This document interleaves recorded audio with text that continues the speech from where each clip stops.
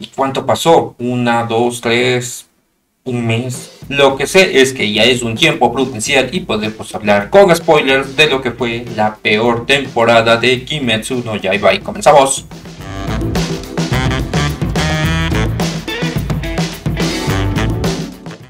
Pues bien, esperábamos con ansias el arco de los guerreros. Y sí, para quienes habían ya leído el manga sabían lo que iba a pasar. Yo por mi parte esperaba que el anime me sorprendiera. Y la verdad que sí me sorprendió un poco para bien y un poco para mal.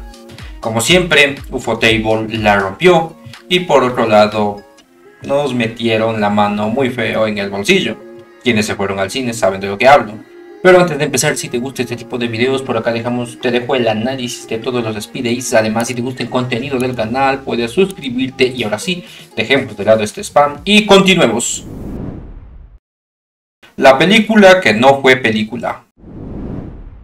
Y empecemos con esta delgada línea entre si fue timo o no. Pues desde que empezaron con los anuncios, la propaganda y todo eso, nos habían anticipado que lo que íbamos a ver en el cine iban a ser los primeros capítulos de esta temporada. Sin embargo, si querían nuestro dinero, creo yo que lo más conveniente era que le pongan algo de voluntad al material final. Es decir, no sé, tal vez una pequeña edición de los capítulos, hacer algo decente, darnos una película continua.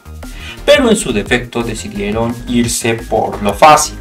Pusieron tal cual todos los capítulos en una misma cinta, donde incluyeron esos pantallazos a negro de las pausas comerciales, del opening, del ending, e inclusive hasta el espacio para contar lo que pasó o el resumen del capítulo anterior, que a la larga terminó por molestar a los espectadores, o bueno, por lo menos a mí no me gustó eso. Y sí, tal vez nosotros tuvimos la falla porque esperábamos algo parecido a lo que pasó con el Tren Infinito, donde nos dieron una película completa, es decir, una sola secuencia sin pausas ni cortes. Y es normal esperar eso, pues si yo voy al cine es para ver una película completa y no muchos retazos de varios capítulos ahí metidos, que al final me van a dejar con esa sensación de, ya está en vano viniendo acá. UFO Gods. No es un secreto para nadie que lo mejor que tiene Kimetsu no Yaiba es su maravillosa animación. No creo que alguien pueda tener quejas. Aunque sí, para mí en el apartado de las batallas como que tuvieron un pequeño bajón, sobre todo si comparamos con las peleas estelares que tuvieron Uzui y Rengoku. Pero bueno, sí, pese a que se sintieron menos épicas las batallas de esta temporada, aún así hay cosas que realmente se destacan, como fueron ese dragón de fuego, las ramas del demonio que se iban expandiendo, los peces que se veían casi reales y también ese movimiento de la katana de Kanroji. Realmente es una delicia visual. Cada frame bien cuidado, bien manejado, con una paleta de colores única, que para esta ocasión se veía algo complicado, ya que teníamos dos personajes completamente distintos. Por un lado Tokito con una paleta de colores más oscuras por ese misticismo, esa aura de rareza que producía, y por otro lado la paleta de colores vivos característicos de Kanroji, esa efusividad, emoción, el amor y bla bla bla, que al final nos dieron un balance perfecto cuando se combinaron estos dos mundos, y la verdad que se agradece. Y bueno, ya que hablamos de personajes, también es hora de hablar de Kanroji y la aldea de los herreros.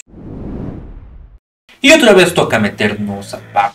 Para quienes habían leído el manga con anterioridad, no era sorpresa de que este es de los peores arcos. Yo por mi parte me esperaba que Ufotable haga un milagro y logre hacerlo interesante. Y bueno, la verdad que sí, en partes cumplió, pero en partes no. Es decir, no llegó a ser tan Z, pero tampoco llegó a ser épico. Me explico. El gran problema que tiene la aldea de los herreros es su trama principal. Nunca se llega a sentir el verdadero peso que tiene la aldea con respecto al desarrollo de toda la historia. Y todo esto hace que en la pelea final contra los demonios nosotros nos sintamos esa tensión que debería transmitir la pelea, puesto que debería haber un peligro inherente en el entorno, pero la verdad es que termina por darnos igual y se siente como que cada uno de los personajes están peleando por nada. Bueno, tal vez Tanjiro por defender a su hermana, y si esto lo comparamos con arcos anteriores como fueron el Tren Infinito o el Distrito Rojo, la verdad que sí hay muchos puntos de distancia. Por un lado, en el arco del Tren Infinito teníamos la batalla de ideales entre Rengoku y la Luna Creciente. Por otro lado teníamos la parte de Usui que nos daba mucho más lore de este mundo, puesto que ya no veíamos a los humanos como los simples desvalidos, sino que acá veíamos que ellos tenían ya sus propios vicios. Vemos cosas de la sociedad que no son bien vistas, como lo es la trata de menores, su venta para que trabajen después como damas de compañía, y que a la larga terminaban por decirnos, bueno, que los demonios les ataquen, bien merecido se lo tienen ellos. Pero todo esto en el arco de los guerreros no sucede, no pasa, no nos dan contexto y termina por ser un me.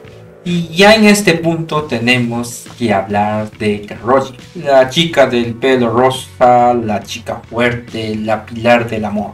Más allá del fanservice dirigido al público masculino, la verdad es que no vemos nada interesante de ella durante todo este arco, pasando mucho tiempo desapercibida. Es más, se pasó casi medio arco, casi media temporada solamente corriendo sin llegar a ningún lado. Y cuando por fin ya la vemos en batalla, resulta que su batalla fue primero muy rápida, que era un super personaje muy OP, y después simplemente desaparece de escena y la vemos ya al final cuando casi muere y quieren darnos toda esa historia para empatizar con ella, pero la verdad es que no vemos nunca su desarrollo. Inclusive la historia de su infancia o de lo que había pasado llega a ser demasiado apresurada, teniendo al final como los únicos momentos destacados todo lo que hizo Ufotable para restregarnos en la cara, que tiene muy buena animación, muy buen diseño de personajes, donde vimos que realmente se esmeraron en el movimiento de las opais. Pero bueno, al final no mostraron nada interesante de ella y la verdad es que es una verdadera lástima, ya que tiene una historia realmente interesante, no con el mismo peso narrativo de los otros pilares, pero sí es interesante a su manera. Y ni el manga ni el anime han logrado sacarle provecho a este gran personaje. Las lunas. Y este punto va ligado al anterior. Si ya de por sí la razón para la pelea era muy floja, uno de los pilares pasó muy desapercibido, los villanos no hicieron nada por rescatar eso. Llegan a ser muy pero muy flojos, teniendo a los dos peores demonios de toda la franquicia. Y sí digo demonios porque ni siquiera son solo las peores lunas, son los peores demonios. Y es que si nos remontamos a arcos anteriores, los demonios tienen un trasfondo, tienen una historia atrapante y comprendemos el por qué ellos decidieron tomar este camino.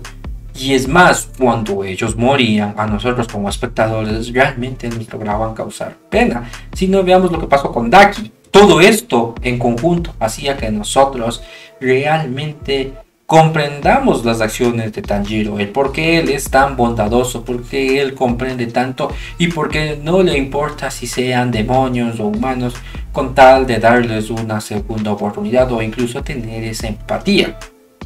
Pero estas dos lunas superiores realmente que no llegan a eso, son unos villanos más del montón, dejan ese mal sabor y nos dan esa sensación de que Kimetsu perdió mucho de su esencia, porque el protagonista de esta serie ni siquiera sintió la empatía que normalmente siente.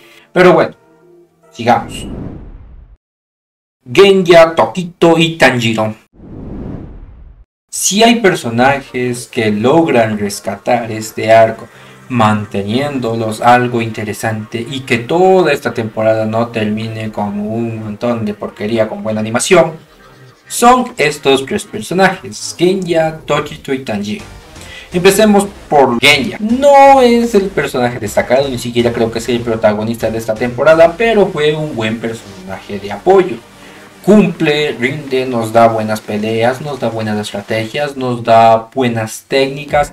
Además, con lo que nos contaron un poco de su pasado, poco a poco ya nos van introduciendo ese desarrollo que va a tener Sanemi, el pilar del viento, y que a su vez es hermano de Genya. Por otro lado tenemos a Tokito. ¿Qué se puede decir? Él es un prodigio, nació con ese poder. Un personaje que completamente está rotísimo dentro de esta serie. No contó con mucha suerte en la vida, se quedó solo a muy temprana edad.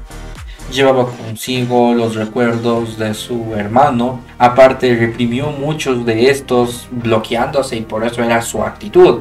Lo vemos como en un inicio Tokito es algo pedante, algo que como que le apesta la vida y no le interesa nada, y al final tenemos ya con el desarrollo del personaje, con lo que recuerda, con las palabras de Tanjiro, hace que despierte de todo eso y lo vemos ya mucho más agradecido y más amistoso, siendo el personaje que mejor fue trabajado durante esta temporada.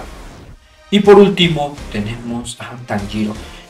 No voy a profundizar mucho sobre él, ya tengo un video sobre lo que pienso de Tanjiro, por acá te lo puedo dejar.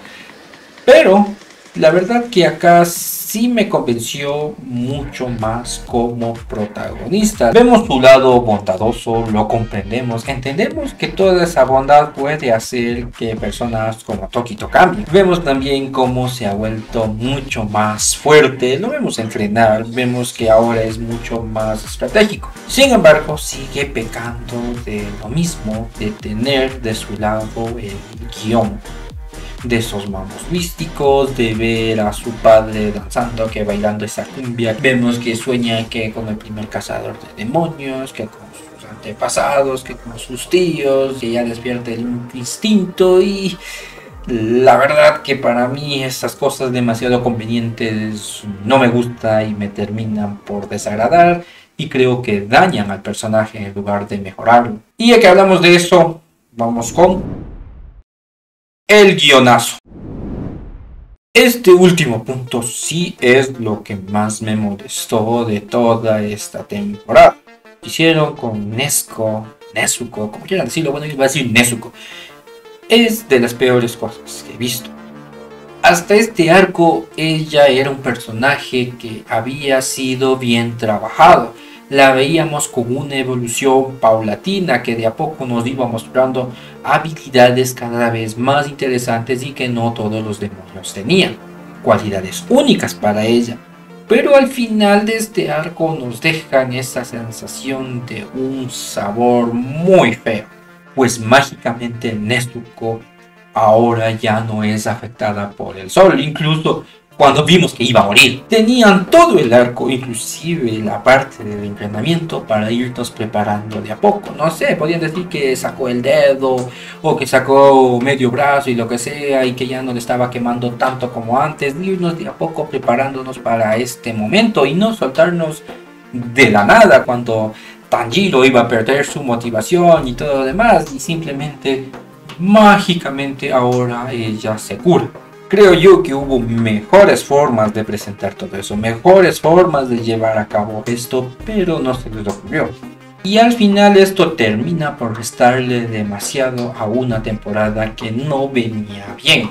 De entrada yo dije que el argumento principal era muy deficiente, que el entorno no ayudaba, que teníamos personajes muy flojos, que los villanos de la temporada eran muy deficientes.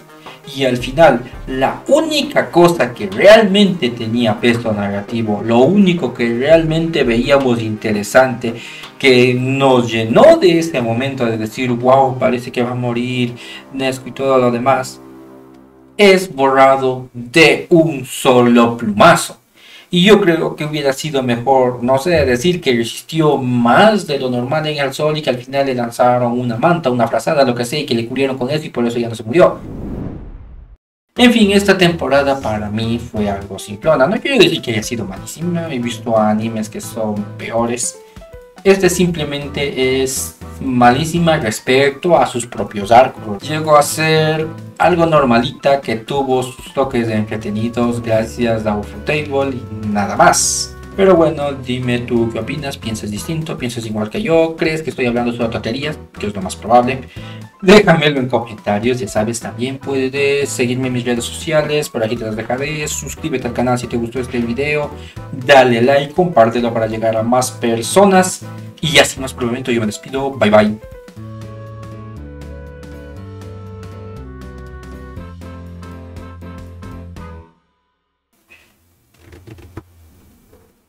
¿Quieres salir en el video?